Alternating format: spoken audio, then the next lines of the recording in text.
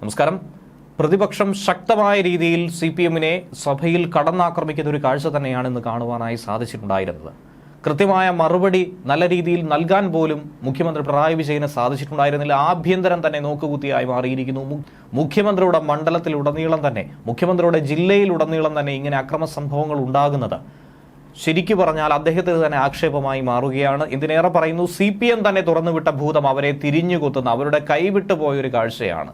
Covid എങ്ങനെയാണോ ചൈനയിൽ നിന്നും പൊട്ടിപ്പുറപ്പെട്ട് ലോകത്തെ വിഴുങ്ങിയത്, അതുപോലെ തന്നെ ചൈനയെ അടക്കം വിഴുങ്ങിയതുപോലെ തന്നെയാണ് ഈ ബോംബ് നിർമ്മാണവും ബോംബ് സ്ഫോടനവും CPM-നെതിരെ തന്നെ ഇപ്പോൾ സംഭവിച്ചുകൊണ്ടിരിക്കുന്നത്. ഇതിൽ സഭയിൽ TPയുടെ മുഖമായി, TPയുടെ ശബ്ദമായി KK രമയും ശക്തമായ രീതിയിൽ തന്നെയാണ് പ്രതികരിച്ചിരിക്കുന്നത്. ഈ വിഷയത്തിൽ KK രമ അടക്കം പ്രതിപക്ഷ നിര നേതാക്കൾ മുഖ്യമന്ത്രി പിണറായി വിജയനെ അങ്ങേയറ്റം വെള്ളം കുടിപ്പിച്ചു, സഭയിൽ കാട്ടുതീയായി മാറി എന്ന് പറയുന്ന അക്ഷരാർത്ഥത്തിൽ ശരിയായിരിക്കുകയാണ്. കഴിഞ്ഞ ദിവസമായിരുന്നു പറമ്പിൽ തേങ്ങ എടുക്കാൻ പോയപ്പോൾ സ്റ്റീൽ ബോംബ് പൊട്ടിത്തെറിച്ച് വയോധികൻ മരിച്ചത്. ഈ സംഭവത്തിൽ ഊർജിത അന്വേഷണം പ്രഖ്യാപിച്ചിരിക്കുന്നുവെന്ന് പിണറായി വിജയൻ നൽകിയതിന് മറുപടിയായി തന്നെയാണ്, അതിനെതിരെ തന്നെയാണ് ഇപ്പോൾ പ്രതിപക്ഷം ശക്തമായ രീതിയിൽ അടിയന്തര പ്രമേയം അവതരിപ്പിക്കണമെന്ന ആവശ്യം മുന്നോട്ട് വെച്ചത്. അതിന്റെ ആവശ്യകതയില്ല എന്ന് മുഖ്യമന്ത്രി പിണറായി വിജയൻ പറഞ്ഞതിന് തൊട്ടു പിന്നാലെ വാക്കോവർ നടത്തി പ്രതിപക്ഷ നിര. VD Satheesan, KK Rama MLA, അതുപോലെ അനൂപ് ജേക്കബ്, കുഞ്ഞാലിക്കുട്ടി എന്നിവരൊക്കെ തന്നെ ഇറങ്ങിപ്പോകുന്ന ഒരു കാഴ്ചയാണ് കാണുവാനായി സാധിച്ചത്.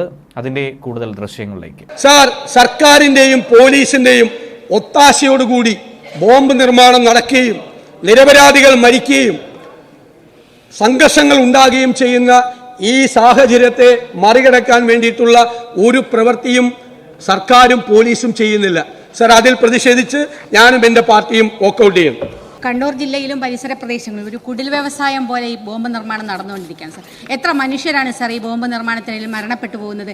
എത്ര യുവാക്കളുടെ, എത്ര ചെറുപ്പക്കാരുടെ, എത്ര ആളുടെ കയ്യും കാലുകളുമാണ് നഷ്ടപ്പെട്ടു പോയിരിക്കുന്നത്. പക്ഷേ എന്നിട്ടും ഇതിനൊരു അറുതി വരുന്നില്ല എന്നുള്ളതാണ്. ആ പാർട്ടി ഒരു ദൈനംദിന സംഘടനാ പ്രവർത്തനത്തിൻ്റെ ഭാഗമായിട്ട് ഈ ബോംബ് നിർമ്മാണം നടക്കുകയാണോ എന്ന് പോലും സംശയിക്കുകയാണ്.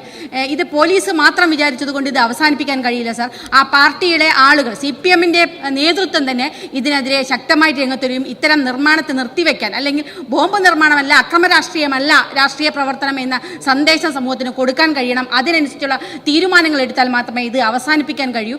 ബോംബ് നിർമ്മിക്കുന്നത് പോലീസും വളരെ നടപടിയെടുക്കുന്നതിൽ പോലീസും നിഷ്ക്രിയമാണ്. ഈ ഇലക്ഷൻ കഴിഞ്ഞതിന് ശേഷം എത്ര വീടുകളാണ് സാർ ബോംബ് നിർമ്മാണത്തിന്റെ ഭാഗമായി ആക്രമിക്കപ്പെട്ടത്? ആർമിയുടെ ഒരു പ്രവർത്തകന്റെ വീട് കക്കട്ടിൽ ഒരു എന്താ പറയുക, ഒരു ചെറിയ തലനാര് ധരിക്കുകയാണ് അദ്ദേഹത്തിന്റെ ഭാര്യ അവിടുന്ന് രക്ഷപ്പെട്ടത്. അതിനടുത്ത് ആയഞ്ചേരിയിൽ നടന്ന ബോംബ് ഒരു ചെറിയ കുട്ടി, കിടന്നിറങ്ങുന്ന ഒരു കുട്ടി വളരെ തലനാരൊക്കെയാണ് അവിടെ രക്ഷപ്പെടുന്ന ഒരു അവസ്ഥയുണ്ടായത്. ഇത്തരത്തിൽ നിർമ്മാണങ്ങൾ ശക്തിപ്പെട്ടുകൊണ്ടിരിക്കുമ്പോൾ ഇതിനെതിരെ നടപടിയെടുക്കണം. ഇതിനെതിരെ പോലീസ് നടപടിയെടുക്കുന്നില്ല, പാർട്ടിയും അതിനനുസരിച്ച് കാര്യങ്ങൾ മുന്നോട്ട് കൊണ്ടുപോകാൻ ഞാൻ വീണ്ടും ദൈനംദിന സംഘടനാ പ്രവർത്തനത്തിന്റെ ഭാഗമായിട്ട് ഇത്തരം പ്രവർത്തനങ്ങൾ കൊണ്ടുപോകുന്നതിന്റെ ജാഗ്രതയോടുകൂടി ശക്തമായ നടപടിയെടുക്കാൻ പാർട്ടി തയ്യാറാകണം. നിർഭാഗ്യകരമായ സംഭവങ്ങൾ തുടരെ തുടരെ തുടരെ ആവർത്തിക്കാം. ഏതെങ്കിലും ഒരു സംഭവം, ഒരൊറ്റപ്പെട്ട സംഭവം ഉണ്ടാവുകയാണെങ്കിൽ നമുക്ക് മനസ്സിലാക്കാം. ഇവിടെ അതല്ല, നിരന്തരം കഴിഞ്ഞ തെരഞ്ഞെടുപ്പ് കാലത്ത് ഇപ്പോൾ ഈ ഭൂതത്തിനെ തുറന്നു വിട്ടത് അബദ്ധമായി. കാരണം ഇപ്പോൾ നിങ്ങളുടെ പോലും കൺട്രോളിലല്ല. ആയിരുന്നെങ്കിൽ തെരഞ്ഞെടുപ്പിൻ്റെ ക്ലൈമാക്സിൽ, ആ ഇലക്ഷനിൽ തന്നെ വലിയ ദോഷമുണ്ടാക്കുന്ന തരത്തിൽ ഈ സ്ഫോടനം ഉണ്ടാവില്ലായിരുന്നു.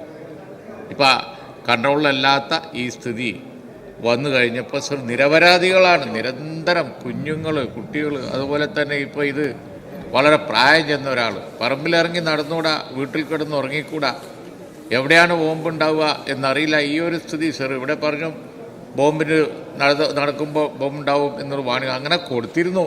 അവിടെ സൂക്ഷിക്കണം എന്നുള്ളത് ജില്ലാധികൃതർ. അനാഥമായി കിടക്കുന്ന, ഇങ്ങനെ ശൂന്യമായി കിടക്കുന്ന സ്ഥലത്ത് ഇത്തരം കാര്യങ്ങൾ കണ്ടാൽ കയ്യിലെടുക്കരുത് എന്ന് വാണിംഗ് കൊടുത്തിരുന്നു.